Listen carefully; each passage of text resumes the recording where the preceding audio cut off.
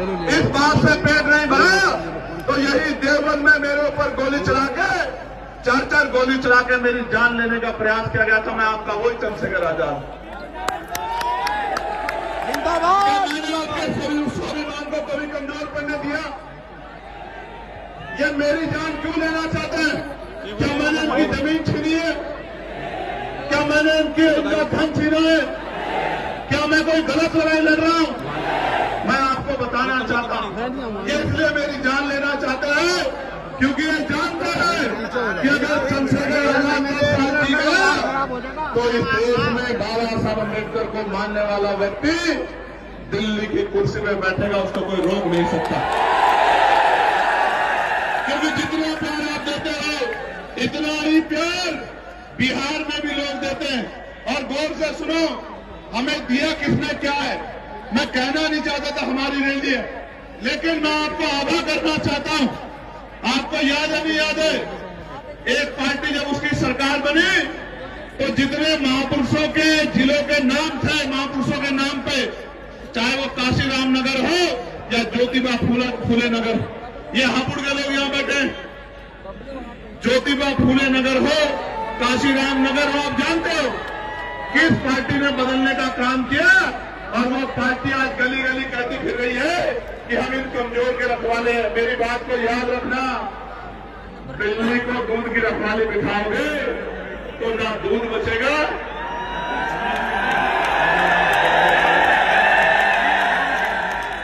आप जानते हो नहीं जानते हो? प्रमोशन में आरक्षण छीनने का काम किसने किया आप जानते हो नहीं जानते हो? हमारे लाखों कर्मचारियों को खून के आंसू रोने के लिए मजबूर किसने किया आप जानते हो नहीं जानते हो? और आज वो लोग कपड़े बदल के, चोला बदल के हमारे लोगों के बीच में आके कह रहे हैं कि हम आपको कैसे। प्यारे भाइयों, आप जानते हो मान्यवर काशीराम से बड़ा नेता पिछले 25, 30, 40 साल में हमारे पास बाबा साहब के बाद नहीं था। मानते हो नहीं मानते हो? तो मान्यवर काशीराम की जयंती में जो छुट्टी होती थी वो किस पार्टी की सरकार ने खत्म करने का काम किया है? आवाज नहीं आ रही है?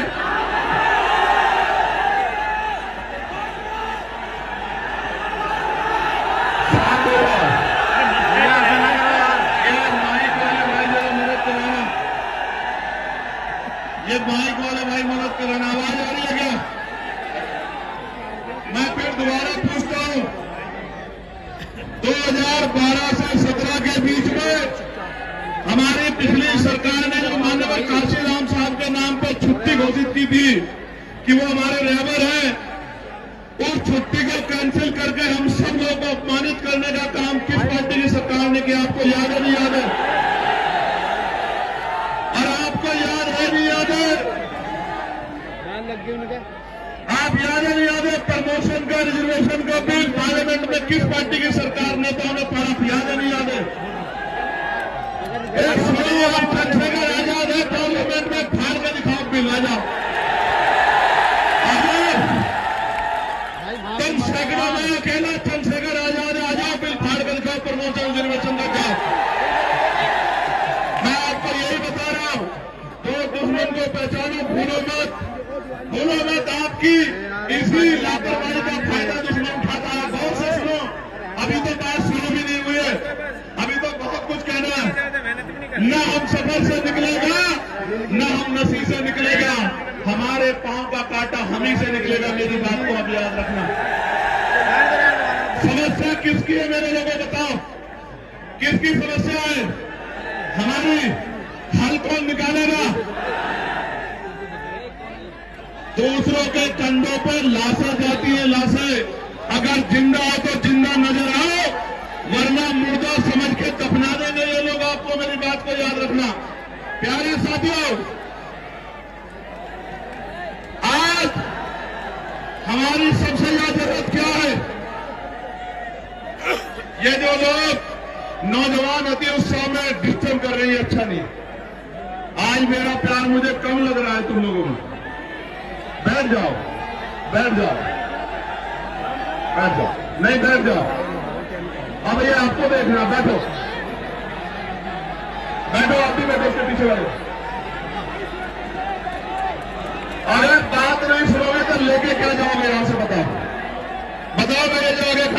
ए बच्चों, अगर बात नहीं सुनोगे तो लेके क्या जाओगे बताओ? है? और लेके नहीं जाओगे तो घर जाके गली मोहल्ले में बताओगे क्या? बैठो, मैं बात तब शुरू करूंगा जब आप लोग बैठे हुए टीम में, उससे पहले नहीं शुरू करूंगा, आप जानते हो।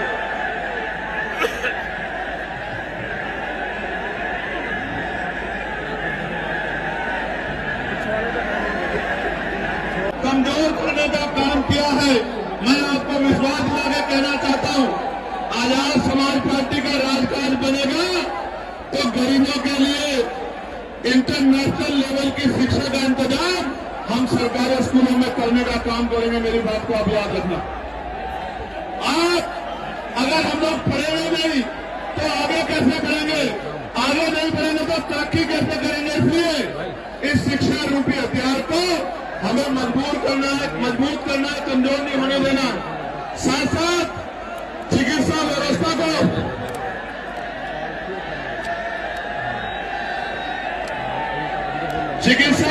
को हमें मजबूत करना है कि वो गरीबों के दायरे में आ जाए, जिससे गरीब लोग भी अच्छी चिकित्सा ले सके। प्यारे साथियों, नौजवानों के लिए रोजगार की व्यवस्था करनी है। हमें चुन जातीय अत्याचार को रोकने का काम करना है, लोगों की सुरक्षा करनी है, सुरक्षित रखना है लोगों को। प्यारे साथियों, आज आजादी के 75 साल बाद भी बुनियादी सुविधाएं लोगों के पास नहीं है।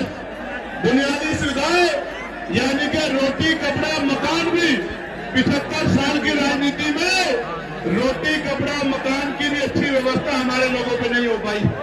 इसलिए सरकार योजनाएं चला रही है कि भाई प्रधानमंत्री आवास योजना होनी चाहिए। इसलिए मैं आपसे अपील करता हूं कि आपको धैर्य के साथ आगे बढ़ना पड़ेगा, आपको कमर कसनी पड़ेगी। और प्रदेश देश के हालात क्या है? हरिओम वाल्मीकि को पीट के मार दिया। एक हमारे आईपीएस थे चंडीगढ़ में, उन्होंने सुसाइड कर लिया। और यहां दिल्ली में दलित समाज के सीजीआई जिनके ऊपर जूता फेंका गया, आप जानते हो नहीं जानते हो? ये जूता फेंकना ही नहीं, अब लोग जूता बनाना भी जानते हैं, उसको सर पे मारना भी जानते हैं। याद नहीं याद है? हम लोग इसलिए चुप है क्योंकि हम संविधान को मानने वाले लोग, वरना जूता फेंकने वालों का इलाज भीम आर्मी का एक कार्यकर्ता करना जानता है। ये बात किससे छिपी भी नहीं। मैं 2 अप्रैल की बात कर रहा था। 2 अप्रैल में देश भर में इसी भारतीय जनता पार्टी की सरकार ने हमारे लाखों नौजवानों के मुकदमे लगाए और गोलियां चलाने का काम किया, लाखों लोगों को जेल भेजने का काम किया। ये गोलियां किसने चली? ये सरकार के बिना नहीं चली। ये आंदोलन में जिनकी जान गई, ये हत्याएं हैं, इस सरकार के सर ये पाप है। और अब तक इस सरकार ने ये मुकदमे वापस नहीं लिए हैं। मैं आपको कह रहा हूं, राजकाज बनेगा तो 1 घंटे में चुटकियों में मुकदमे वापस हो जाएंगे। मेरी बात को आप याद रखें।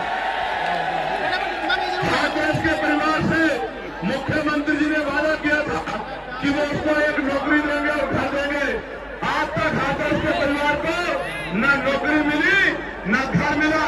ऐसे झूठे वादे करने वाले मुख्यमंत्री और सरकार से जवाब मांगने के लिए आज हम यहाँ इकट्ठा हुए हैं कि हम उनके नहीं रहना। संपत्ति में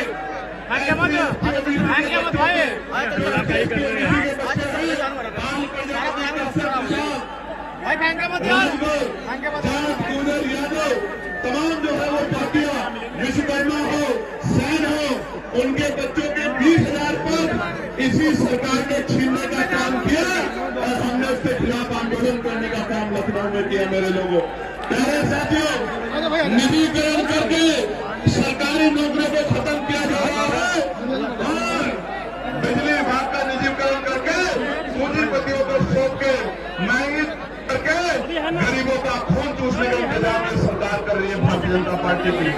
अग्निवीर चला के देश के प्रति नौजवानों के अंदर जो भक्ति थी उसको कमजोर करने का काम किया। और बीएड, बीएससी के, बीटीसी के बच्चे उत्तर प्रदेश में नौकरी है ना रोजगार, को पूछने वाला नहीं। हमने पार्लियामेंट में होमगार्ड भाइयों के लिए आवाज उठाई कि भाई होमगार्ड भाइयों को उनका वेतन वृद्धि करो। आशा बहनों के लिए आवाज उठाई, आंगनबाड़ी बहनों के लिए आवाज उठाई, भोजन माता के लिए आवाज उठाई, पंचायत सहायकों के लिए आवाज उठाई, अनुदेशकों के लिए आवाज उठाई, शिक्षा मित्रों के लिए आवाज उठाई, रोजगार सेवकों के लिए आवाज उठाई, पंचवानी पेंशन की आवाज उठाई।